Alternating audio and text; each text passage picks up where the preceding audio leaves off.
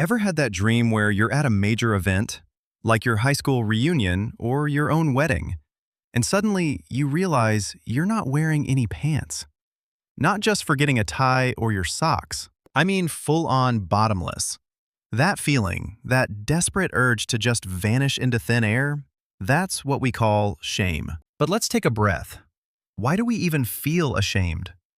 Why are humans the only species on this planet that feels incomplete without a few layers of fabric? Look at your dog or cat. They run around, they roll in the dirt, they do their business in public, all without ever worrying about their outfit or being judged for a wardrobe malfunction. They're doing just fine.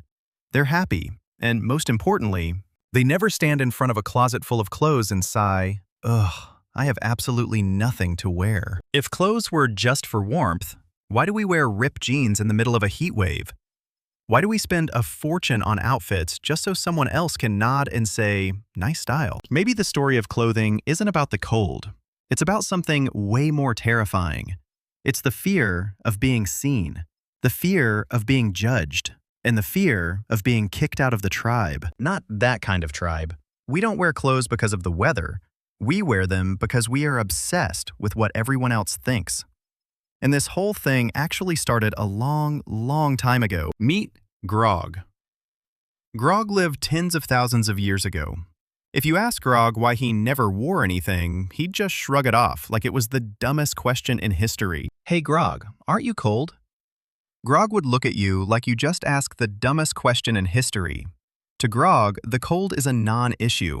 He survived millions of years of evolution. His body was built to handle wind whistling through rock crevices without needing a single stitch of fabric. But here's the kicker. Grog isn't shivering because of the cold. He's shivering because of jealousy. He looks over at the tribe next door. They're draped in fancy, trimmed animal hides. Some are even decked out with shiny fangs. While Grog is rocking his all-natural look, those guys look like they just stepped off a prehistoric runway.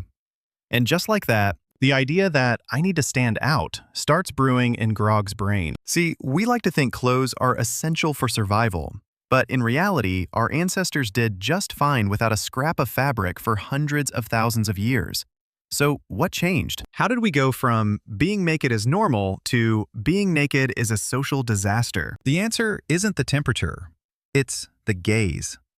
When Grog realized that the guys wearing furs got more respect, something changed. They also got first dibs on the best cuts of meat. Clothes stopped being just clothes. They became a language. A silent language, but one that said everything about your status in that cave. Grog didn't need warmth. Grog needed clout. Exactly. Clothing was humanity's first communication tool. It's how we shout to the world, "This is who I am," without saying a single word. And believe me, we're still doing that shouting with our outfits every single day.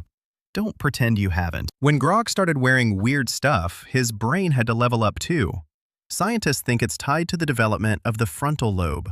That's the part responsible for thinking about what others think. And that's exactly when we started feeling self-conscious. You can't feel shame if you're the only person on Earth. Shame only shows up the moment there's at least one other pair of eyes watching you. That's when the concept of the gaze was born. Grog started believing something. The biggest, flashiest leaf would win him pure admiration from everyone.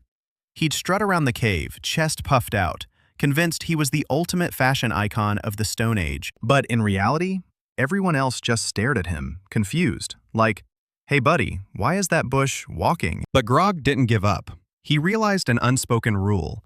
Clothes don't just cover you, they're a tool for labeling. If you wear tiger skin, you're a top-tier hunter.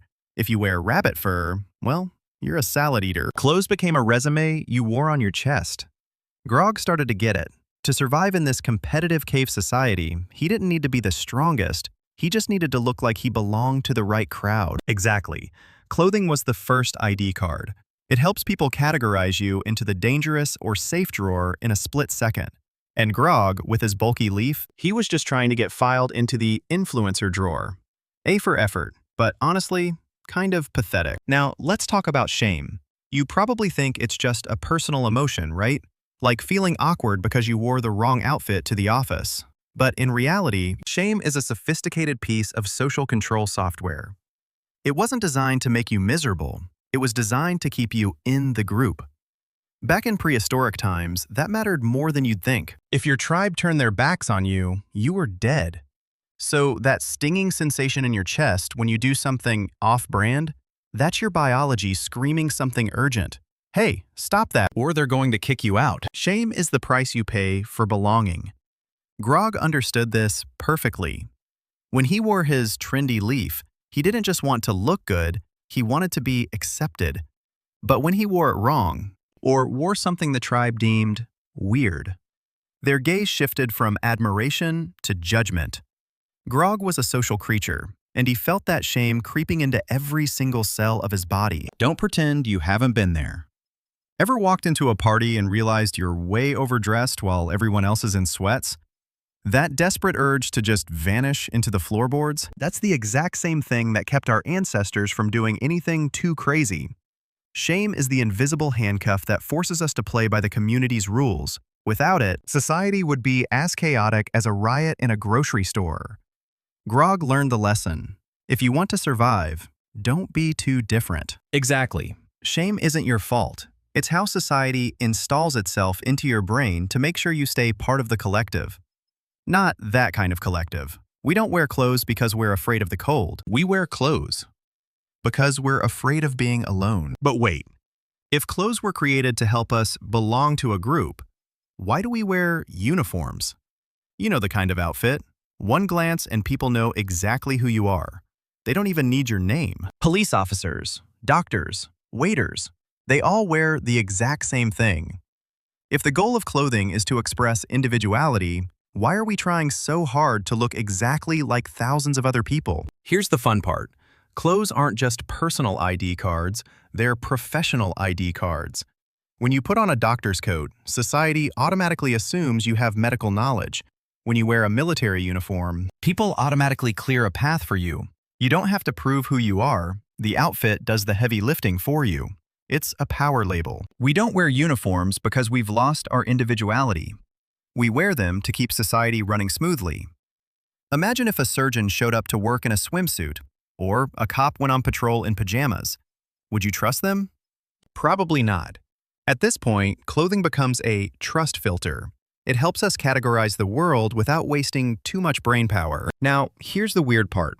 We want to be different enough to get noticed, but we also want to be the same enough to stay safe. A classic contradiction. And how do we solve it? By creating thousands of different fashion trends every single year. We want to be different, but only in a way that fits the group. It's a pretty sweet trap. When Grog discovered red, he wasn't just wearing it for coverage anymore. Red was a color incredibly rare and hard to find in nature. He was wearing it to shout at the entire tribe, "I am the most powerful person here." Red became a symbol of wealth, of status, of the ability to control resources. The others started looking at Grog differently. They didn't see average Grog anymore. They saw Grog with the good stuff. Grog tried to pile on 2 more hides just to prove how loaded he was. He waddled around, tripped over his own hem, and face-planted hard into the dirt. The others just kept staring in awe, completely ignoring the fact that he was currently face down in the mud. The arms race began right there. People started competing with fabric. One guy found leopard skin, another dyed his cloak blue, and someone else started gluing seashells onto their vest. Clothes weren't tools for survival anymore. They were tools for social stratification. If you wore rare gear, you were at the top. If you wore rags, you were at the bottom. It's that simple. Grog became obsessed. He tried wearing 3 outfits at once to prove how rich he was. The result? He could barely move. He couldn't breathe. And he looked like a walking pile of laundry. But he didn't care. As long as people looked at him and saw expensive, tripping over his own clothes was a price he was willing to pay. Grog stood up, dusted himself off, and adjusted his ridiculous mountain of furs. He gave a triumphant smile, even though his face was twitching from the sheer discomfort. Exactly. We turned clothing into a never-ending race. You wear designer brands so people know you're rich. You wear unique pieces so people know you have taste. And it's all just to prove one thing. I am not a nobody. It's exhausting. But hey, don't pretend you don't see yourself in there. Everyone wants to be seen, right? Shame evolved right along with our clothes. At first, we only felt shame about being exposed. That was a biological instinct to protect our most vulnerable parts. But as society got more complicated, the definition of inappropriate shifted. Now, shame shows up in other ways too. We feel it when we're wearing the wrong thing at the wrong time. Or worse, wearing something that went out of style last season. Shame shifted from covering the body to covering your status. Look at yourself. You're standing in front of a closet packed with colors and styles. Yet you still sigh, "I have nothing to wear."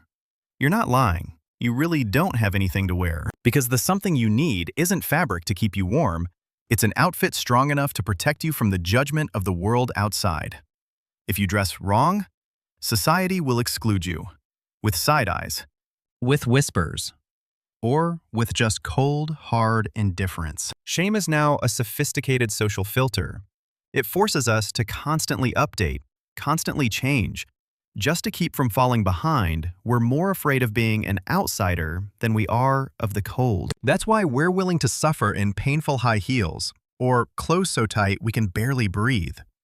Because in the modern world, dressing right is more important than feeling comfortable. We've come a long way from Grog's animal hides to expensive designer suits. But the essence? It's the same.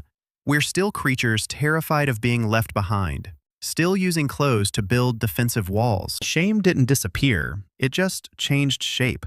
And we're, poor things, still running ourselves ragged just to be called normal. At this point, you've probably realized the naked truth. We like to tell ourselves that clothes are an expression of the self, a way to show off our unique personality. But the reality, clothes are actually the tool we use to blend into the crowd as safely as possible. The twist is this: we don't wear clothes to get noticed, we wear them to avoid being noticed in the wrong way. Shame is the filter that keeps us from being cast out. If you walk down the street with nothing on, you wouldn't just be cold, you'd be socially rejected. You'd become an outsider, someone who doesn't play by the rules, someone everyone turns their back on. Clothing is the entry ticket to the club of normal people. That feeling of shame you get when you realize you've forgotten your pants, that's just your survival instinct screaming something urgent. Hey, stop that, or the tribe is going to kick you out. We wear clothes to belong. Shame is the price we pay to keep that connection alive. It's the invisible rope that ties us to the community.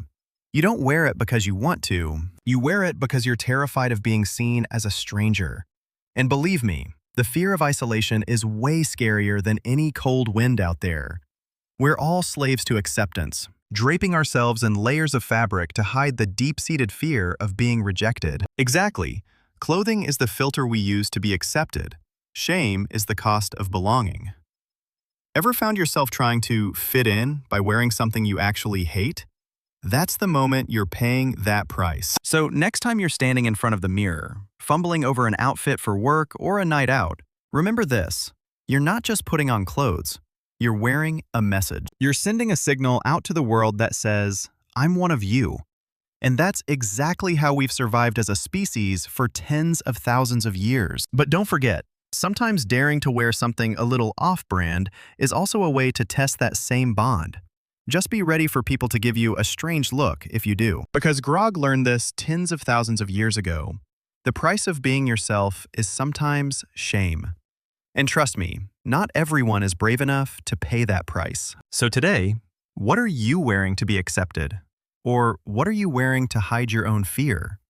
The answer might be sitting right there in your closet. So we've come full circle. From cold, damp caves to closets overflowing with designer labels. We've watched Grog evolve from a guy wrapping himself in leaves to a modern man stressing over his outfit. And in the end, we're left with a pretty brutal truth. We don't wear clothes because of the weather. We wear them because of fear. Fear of being judged. Fear of being the weirdo. And above all, the fear of being cast out by the tribe. Next time you're standing in front of the mirror, agonizing over this shirt or that one, just pause for a second. Maybe you're feeling that itch of insecurity because your outfit isn't on trend. Don't rush it. Ask yourself one simple question. Am I wearing this because I actually like it? or because I'm afraid others won't. Maybe true freedom isn't about what you wear, but understanding why you're wearing it. We don't have to be slaves to shame or invisible social standards. Clothes are just fabric, just tools. Don't let them define who you are. You don't need to be a fashion icon to be accepted. Sometimes, the bravest thing you can do is wear what makes you feel like yourself, even if the whole world is giving you that weird look. So next time you're getting dressed, think of Grog. And remember, no matter what you choose to wear, the most important thing is this: don't forget your pants. The world is complicated enough as it is. Let's not make it any more awkward.